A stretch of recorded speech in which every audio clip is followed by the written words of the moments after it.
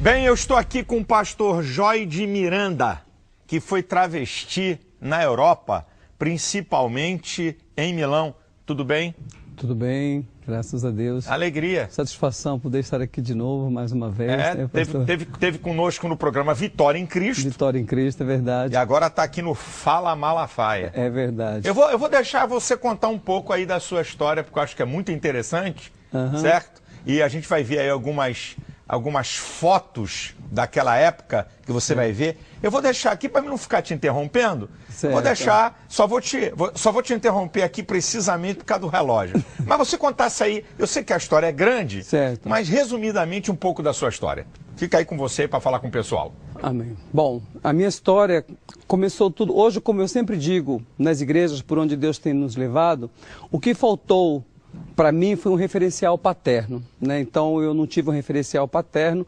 Quando eu conheci o meu pai já era um alcoólatra e eu fui abusado sexualmente aos 6 anos de idade por um advogado que morava em frente da minha casa. Hoje se fala muito em pedofilia, mas como todos nós sabemos que muitas vezes a vítima da pedofilia está próximo, né, da sua casa ou até mesmo dentro da sua casa. E devido a esse abuso que eu sofri por não ter um referencial paterno dentro de casa, né, e desencadeou na minha vida a homossexualidade. Então hoje eu afirmo para essa sociedade que ninguém nasce homossexual. Então há uma base para se tornar homossexualismo, para entrar na homossexualidade. A homossexualidade entrou na minha vida aos 6 anos de idade. Por quê? Porque se eu tivesse um pai presente, um pai amigo, como hoje eu tenho dito para os pais serem amigos dos seus filhos, acompanharem os seus filhos, estar próximo dos seus filhos, né? Muita coisa poderia ser evitado. E eu não tive essa oportunidade. E com o passar do tempo, a minha mãe não conhecia o Senhor Jesus Cristo, o tempo foi se passando, vieram as experiências com outros meninos, a situação na minha casa foi ficando insustentável, né, porque a minha família já começou a desconfiar, minhas irmãs, eu sou o único filho, tenho 3 irmãs e o único filho homem da minha família. E com certeza a minha família na época, minhas irmãs, a minha mãe choravam muito, diziam, mas você é vergonha da minha família, da sua casa. E nós temos visto hoje, pastor Silas, a mídia fazendo uma apologia em relação à homossexualidade, dizendo que os pais têm que aceitar, mas só um pai, só uma mãe que tem um filho homossexual dentro de casa sabe como é que sangra o coração. Porque não é isso que um pai, não é isso que uma mãe sonha para um filho. O que o pai, o que uma mãe sonha para um filho é a continuidade da família, que é um projeto de Deus. A minha mãe, sem conhecer Jesus, ela já tinha esses princípios. E ela dizia assim, mas você é meu único filho homem. Aquela situação na minha casa foi ficando insustentável. Logo eu comecei a conhecer outros travestis, comecei a tomar hormônio, esse hormônio que as mulheres tomam para evitar filhos. Começaram a aparecer o peito, o cabelo foi crescendo, aí eu recebi o convite para vir para o Rio de Janeiro, do Rio de Janeiro eu fui para São Paulo. Em São Paulo eu coloquei 4,5 litros de silicone no meu quadril, conheci outros travestis e me disseram, olha, na Europa se ganha muito dinheiro. Como eu recebia muitas palavras malditas do meu pai sempre dizia que eu não prestava, que eu não valia nada, que eu ia ser um inútil, e eu quis provar para o meu pai que eu ia ser alguém. Hoje eu digo para os pais que os pais têm que vigiar nas palavras que lançam para os seus filhos. Muitas vezes os pais batem nos meninos, agridem os meninos e chamam os meninos de mariquinho e falam assim, cala a boca, homem não chora. Quem disse que homem não chora? Chora um bocado. Chora, não é verdade? E eu comecei a conhecer aqueles travestis que disseram que na Europa se ganhava muito mais dinheiro e tal. Eu falei, bom, então eu vou para a Europa também. Eu quero provar para o meu pai que eu vou ser alguém. Eu fui para a Europa, morei 1 ano e meio na França, voltei de novo, não consegui mais me adaptar aqui no Brasil. Onde eu voltei, morei em vários países da Europa, e onde eu fiquei muito mais tempo em Milão, na Itália. Na Europa eu coloquei o silicone no peito, 380 ml de silicone no peito. Nós temos aí imagens, temos fotos. Sim. Coloque aí para vocês verem, né, o Joide, que era travesti em Milão, na Europa, conforme ele está falando aí, tem as imagens aí que nós estamos botando em fotografias para você poder ver, para poder ter a ideia realmente do que está sendo falado aqui. Vamos embora. Então, quer dizer, aí eu me tornei, na época, né, na década de 80, um travesti muito famoso, né, tanto no Rio de Janeiro como São Paulo, Belo Horizonte. Aí hoje as pessoas perguntam assim, mas você não tem vergonha de falar do seu passado? Eu digo não, por quê? Porque até a própria palavra do Senhor, né, me diz lá em 2 Coríntios 5,17 que as coisas velhas já se passaram. Então, eis que tudo se fez novo. Então, tudo se fez novo na minha vida. Hoje, a minha vida, a minha história serve para edificar outras vidas, como a própria palavra do Senhor lá em Romanos, no capítulo 6, no versículo 22, né, a palavra do Senhor nos diz assim, mas agora, sendo liberto do pecado, sendo servo de Deus, tendes os vossos frutos para a santificação. Então, hoje, os meus frutos são para santificar outras vidas. Hoje, os meus frutos são para dizer a essa sociedade que ninguém nasce homossexual, que a homossexualidade é um estado. Então, o indivíduo está no homossexualismo por uma conduta aprendida e ela pode ser desaprendida. Então, hoje eu afirmo isso para a glória do Senhor Jesus. Por quê? Porque mesmo eu tendo tudo aquilo que o mundo, entre aspas, me proporcionou, né, que é o sonho de todos os travestis na época, fama, beleza, poder, dinheiro, glamour, mas havia um vazio dentro de mim. Havia um vazio dentro de mim. E não era só eu. Então, uma coisa, como eu sempre digo, uma coisa é você estar diante da sociedade. É uma coisa quando nós estávamos diante da sociedade, eu e os meus amigos que se relacionavam comigo, né? Quando eu morava na Europa, eu vinha para o Brasil. Então, quando nós estávamos diante da sociedade, nós mostrávamos um glamour, nós mostrávamos uma felicidade, nós mostrávamos uma alegria que, na verdade, era aquela alegria, era aquela felicidade que nós gostaríamos de ter, mas quando nós nos encontrávamos a sós, nas madrugadas, entre quatro paredes, onde já não tinha mais holofote, onde já não tinha mais ninguém para nos aplaudir, onde já não tinha mais ninguém para nos admirar, muitos diziam, que vida miserável que nós estamos vivendo. Mas nós achávamos que nós tínhamos nascido assim. Eu achava que eu tinha nascido assim. Eu falava, bom, eu nasci assim, eu penso assim, eu vou morrer assim. Então, quer dizer, para nós não havia solução nenhuma. E um belo dia, né, em Milão, na Itália, eu recebo um telefonema da minha mãe. E a minha mãe disse para mim assim, meu filho, eu aceitei Jesus como meu único e suficiente Salvador. Eu estava com alguns amigos meus no meu apartamento, eu coloquei a mão no telefone e disse assim, minha mãe virou crente. Aqueles amigos meus todos começaram a criticar, debochar da minha mãe, né? E a minha mãe falou uma frase para mim que eu nunca mais esqueci. Ela disse assim, porque nós até hoje nós temos o hábito de dar benção, pedir a benção para minha mãe. Aquela moda antiga, né? É, também tem. Hoje está tudo moderno. Está muito moderno. Hoje os jovens chamam os pais de cara, meu, você, qual é? É isso aí. Né? Mas até hoje é não senhora, sim senhora, benção mãe. Então eu sempre digo, eu não tive um referencial paterno, mas eu tive uma mãe presente. As minhas irmãs tiveram uma mãe presente. Eu louvo a Deus pela vida da minha mãe, que é uma mulher de rocha. Hoje eu até digo nas igrejas que o homem ele é a cobertura. O telhado pode até rachar, mas se a coluna estiver fincado na rocha, a família não desmorona. Que foi o caso da minha casa. As minhas irmãs, graças a Deus, casadas, constituíram famílias. Minha mãe já tem netos, bisnetos. E minha mãe disse uma frase para mim, pastora, assim, filho, eu terminei de dar bênção para ela, falei, benção, mãe. Ela falou assim, Deus te abençoe, mas eu quero falar uma coisa para você, Jesus te ama e Ele tem um plano para realizar na sua vida, porque Deus me deu um filho homem. Ó, que bacana. Aí eu conversei com aqueles amigos meus, eles começaram a debochar da minha mãe, criticar. Eles foram embora, eu fui deitar, mas aquela frase ficou na minha cabeça. Jesus te ama. Eu morei num país extremamente religioso por muitos anos. Lá na Itália ninguém disse que Jesus me amava. Minha mãe conheceu Jesus lá em Cuiabá, em Mato Grosso. Por telefone ela disse que Jesus me amava. E a minha mãe começou a orar por mim. Então, hoje eu digo para as mães, não desista. Ore pelos seus filhos.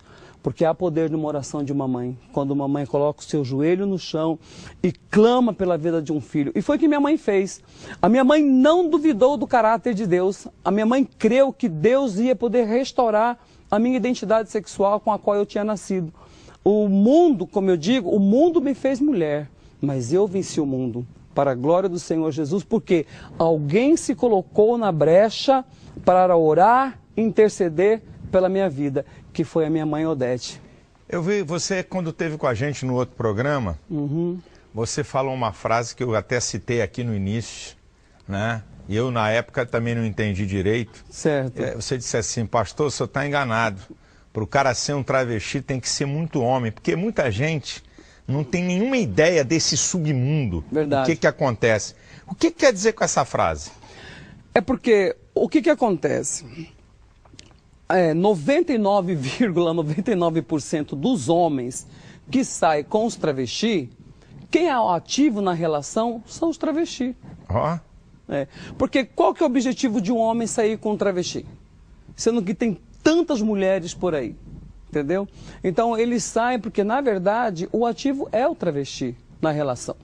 Né? Então, aí a gente já quebra aquele tabu de que não, né? Existe uma mulher dentro de mim. Não, existe um macho mesmo dentro de você. Perfeitamente. Você está vivenciando um estado, mas você é homem.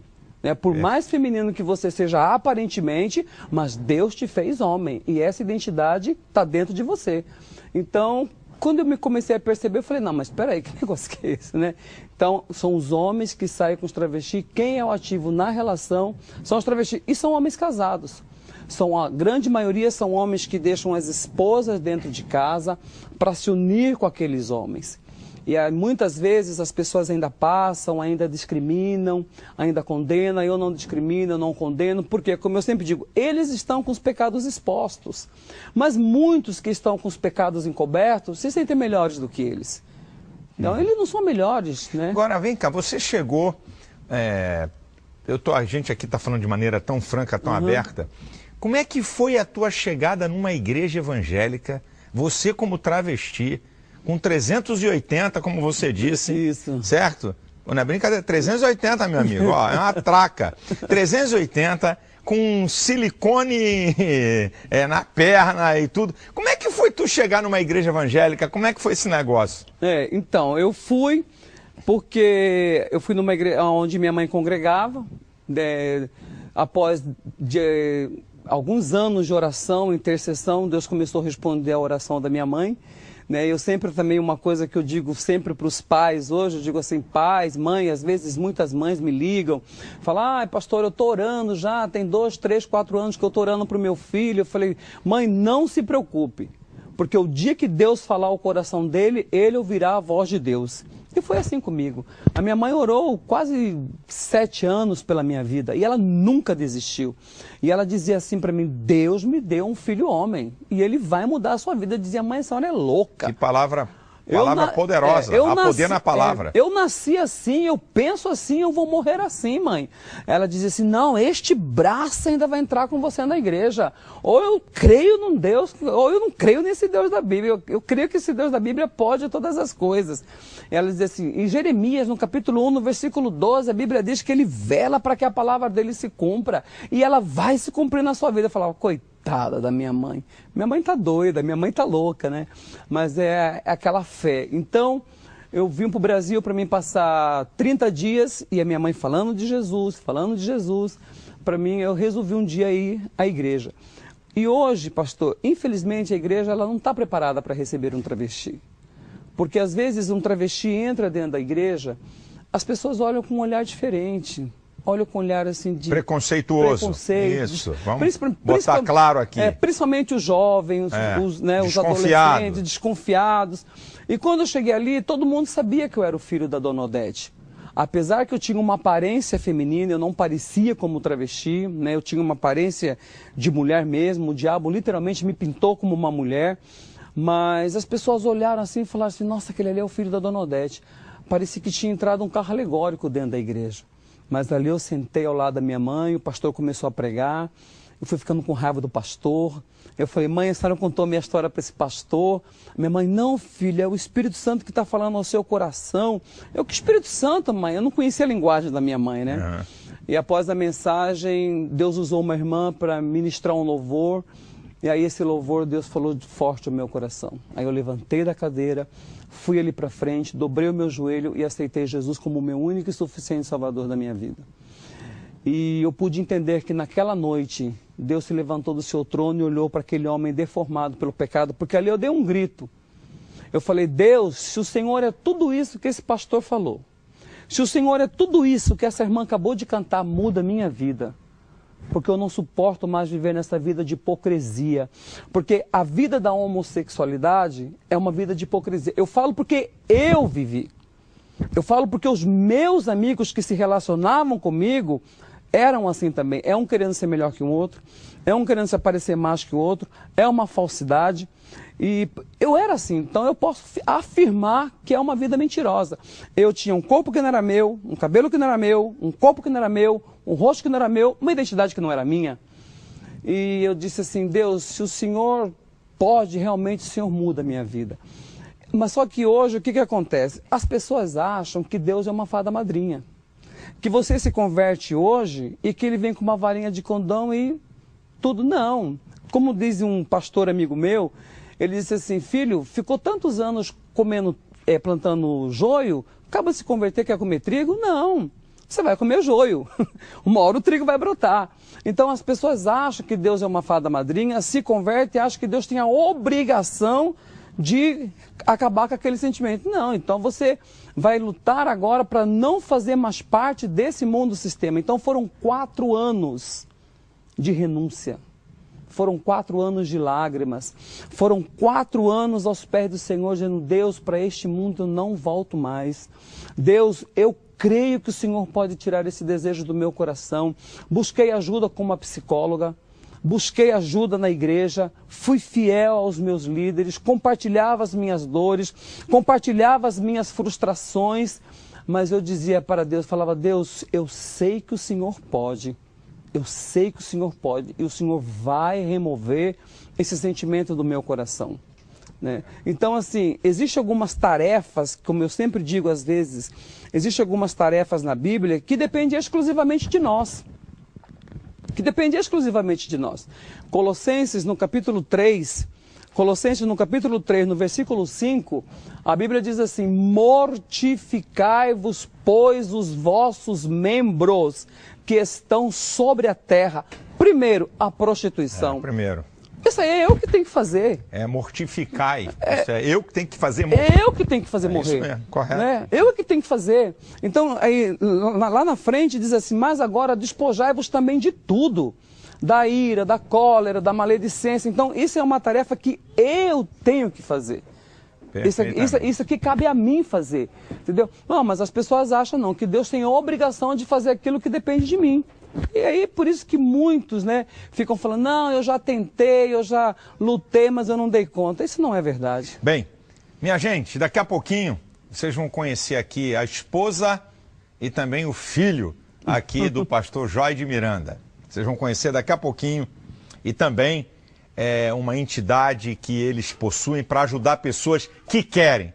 O princípio é que Deus respeita o livre-arbítrio. Você tem que querer. Deus não muda a vida de ninguém que não quer. Isso vale para qualquer um. Isso vale para qualquer um. É do princípio que queira.